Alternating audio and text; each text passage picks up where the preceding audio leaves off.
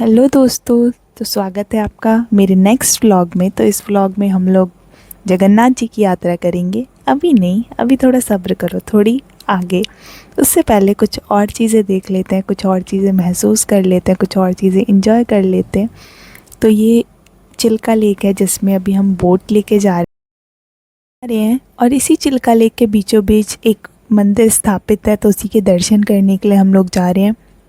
इस चिल्का लेक के just side में एक आइलैंड भी है जिसमें लोग रहते हैं, और वो लोग जो होते हैं वो मेन टाउन से सामान लेके अपने आइलैंड पे वापस जाते हैं। तो इसलिए यहाँ चिल्का लेक में बहुत सारी बोट्स हैं जिसके थ्रू हम लोग ट्रैवल कर सकते हैं। तो ये मंदिर हम लोगों ने बोट के थ्रू ट्रैवल किया, और अंकल ने इसके अंदर से हमें दर्शन कराए। हमने देखा यहाँ पे बहुत सारे भगवान थे, पर मेनली यहाँ पे एक माता रानी की मूर्ति थी बड़ी सी, जिसके लोग ज़्यादा दर्शन करते हैं और उनकी मान्यता है। और इसके जस्ट साइड में एक रास्ता बनाया हुआ था जो कि थोड़ा ऊबड़ खाबड़ था, क्योंकि यहाँ पे पहाड़ को कट कर करके ये सारी चीज़ें बनाई गई है। तो ये सारी चीज़ें बहुत इनक्रेडिबल है। यहाँ पे ये स्पॉट बनाया गया है, यहाँ पे जहाँ पे आप बैठ सकते हो, थोड़ी देर इंजॉय कर सकते हो, फील कर सकते हो सारी चीज़ें। तो इसी के साथ फिर हम लोग चले गए घर, एंड शाम में हम लोग गए जगन्नाथ।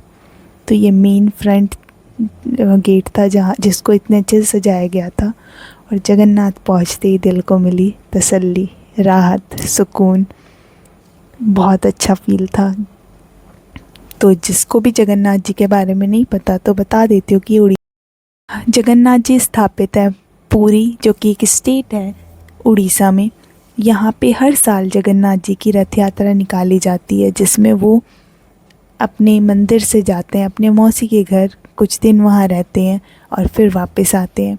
तो ये कुछ दिनों का यात्रा होता है जिसमें लोग शामिल होते हैं, और बहुत ही धूमधाम से इसको एक ऐसा फेस्टिवल मनाया जाता है। यहाँ पे जगन्नाथ जी की कुछ साल में मूर्ति चेंज होती है, तो उसमें पंडित को सपना आता है कि लकड़ियाँ कहाँ पे मिलेगी। तो वो जाते हैं वहाँ पानी के पास, और वहाँ से वो लकड़ियाँ चुन के लाते हैं स्पेशली। फिर उससे आंख बंद करके, कोई जगन्नाथ जी का दिल नहीं देखता, लकड़ी से मूर्तियाँ बनाते हैं, एंड पुरानी वाली मूर्तियों में से दिल निकाल के नई वाली मूर्ति में डाल देते हैं। और ये हर साल नहीं होता, ये जिस साल पंडित को सपना आता है उसी साल ये सारी चीज़ें की जाती है। पर रथ यात्रा हर साल निकलती है, जिसमें जगन्नाथ जी की मूर्तियों को इन रथों पे सवार किया जाता है और उनको ले जाया जाता है उनके मौसी के यहाँ। तो यहाँ पे 3 रथ हैं। पहला रथ है हमारा बलराम जी का, दूसरा रथ है सुभद्रा जी का, और तीसरा रथ है हमारे जगन्नाथ जी का। तो ये सीरीज़ में रहता है, आगे बलराम ही रहने चाहिए, बीच में सुभद्रा रहनी चाहिए, और लास्ट में जगन्नाथ जी रहने चाहिए। इसके बाद हम लोग चले गए, इसी के साइड में था गोल्डन बीच। वहाँ पे हम लोग थोड़ा इन्जॉय किया रात में, और फिर यहाँ से आके सो गए नेक्स्ट डे, क्योंकि हमें निकलना था।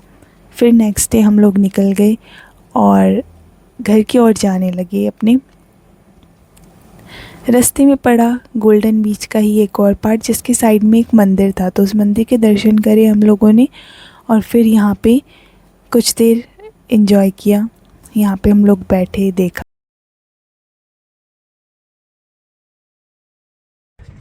फिर हम लोग यहीं पे रुक गए थोड़ी देर के लिए, और थोड़ी देर रुकने के बाद फिर हमने अपनी जर्नी रिज्यूम कर दी, और हम पहुँच गए अपने ही घर के ओर जाने वाले रास्ते के बीच, कोणार्क में।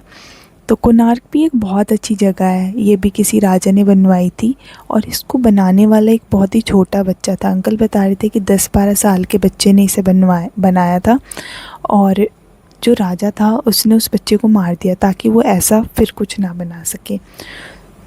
That's incredible. ताजमहल वाला सीन हो गया ये तो इसमें चक्र बना रखे हैं बड़े बड़े, लाइक 12 और समथिंग लाइक दैट।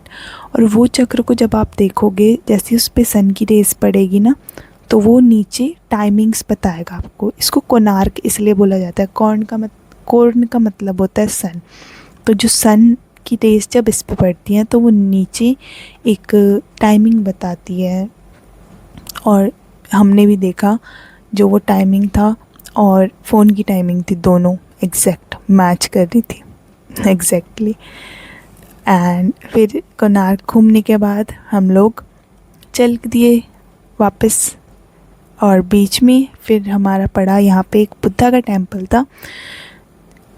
इसमें ज़्यादा कुछ तो नहीं था, इसमें सिर्फ एक बुद्धा की मूर्ति थी एंड पीछे की तरफ छोटे छोटे थोड़े बहुत मंदिर बना रखे थे, और वो मंदिर भी बहुत ज़्यादा अच्छे, कहीं कृष्ण जी का, कहीं गणेश जी का, बहुत सारे भगवान थे वहाँ पे। तो हमने वहाँ पे भी दर्शन किए, और थोड़ी देर फिर हम यहाँ पे इसकी छत पे आके बैठ गए जहाँ से ये पूरा गांव दिखता है। बहुत सुंदर, बहुत प्यारा, लाइक एक्सप्लेन नहीं कर सकते, बहुत अच्छा एक व्यू था यहाँ पे। और हवा तो पूछो मत, इतनी ठंडी ठंडी अच्छी अच्छी चल रही थी हर जगह। इतनी बारिश और चिपचिप होने के बाद भी महसूस नहीं हो रहा था बिल्कुल भी। तो फिर यहाँ से भी हम निकल दिए और गए हमारे एक और मंदिर। इस मंदिर का नाम है सिंहनाथ मंदिर। तो ये शिव जी का मंदिर है, यहाँ पे एक शिवलिंग है, बहुत अंदर गुफा टाइप में जाके बना रखी है। और जब आप ऑब्ज़र्व करोगे ना तो सारे मंदिर का स्ट्रक्चर कुछ कुछ एक जैसा ही है, सिमिलर। जो उन पे कलाकृतियाँ आकृतियाँ बनाई हुई है वो मैंने एक्सपीरियंस किया कि हर मंदिर में सेम है। तो मुझे इस ट्रिप पे बहुत सारी चीज़ें जानने को मिली। मैं बेसिकली स्पिरिचुअल हूँ तो नहीं, पर हाँ, जब भी कहीं जाती हूँ ऐसी जगह पे जहाँ पे मुझे भगवान से कनेक्ट होने का मौका मिलता है, तो वहाँ पे मैं ये सारी नई चीज़ें एक्सपीरियंस कर पाती हूँ, और हर बार मेरे को भगवान के बारे में नई चीज़ जानने का मौका मिलता है। तो बस इसी यादों को समेटे हुए हम लोग वापस अपने घर आ गए। So that's it for this vlog. Bye, मिलते हैं नेक्स्ट व्लॉग में।